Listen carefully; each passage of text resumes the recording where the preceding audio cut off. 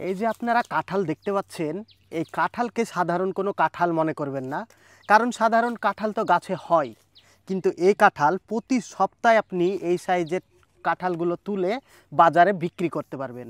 কেন? এই কাঁঠালগুলো ছোট ছোট সাইজের হয়, এক একটা 250, 300, 500 ওজনের।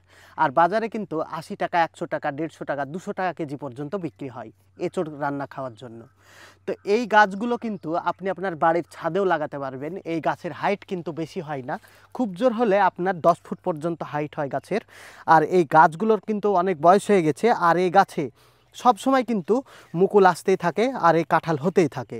তো এই বাগানটা, পুরো বাগানটা আপনারা দেখতে পাচ্ছেন। আপনাদেরকে আমি যদি পুরো বাগানটা দেখাই তাহলে দেখতে পাচ্ছেন একদম মাটির নিচ থেকে শুরু করে ওপর পর্যন্ত কিন্তু কাঁঠালে লোড করা আছে।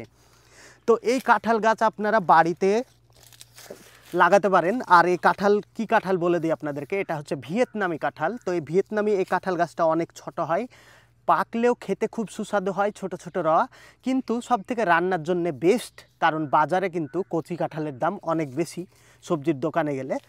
তো এই কাঁঠাল গাছ আপনি বাড়িতে আপনার বাড়ির ছাদে লাগাতে পারবেন। সেজন্য আপনাকে কি করতে হবে, আপনাকে যোগাযোগ করতে হবে এখানে। আমি এসেছি আজ একটা লালবাগের বড় বাগানে, ফলের বাগান, কারণ বিদেশের এখানে অনেক রকমের ফলের গাছ আছে। আমার পেছনে চারিপাশে কিন্তু মৌসুমির গাছ, লেবুর গাছ, অনেক গাছ। তো এখন বর্তমানে আছি ভিয়েতনামি কাঁঠাল বাগানের। আর এই বাগানে এসে এত ঘ্রাণ, মানে এই কাঁঠালের ঘ্রাণ শুনেই অবাক হয়ে গেলাম। তো ভিডিও ভালো লাগলে ভিডিওতে লাইক করবেন, ভিডিওটা অন্যের সঙ্গে শেয়ার করে দিবেন। আর এই কাঁঠাল কিভাবে কিনবেন সেটা কিন্তু ডিসক্রিপশনে আমি নাম্বার দিয়ে দিব, কন্ট্যাক্ট করে নেবেন।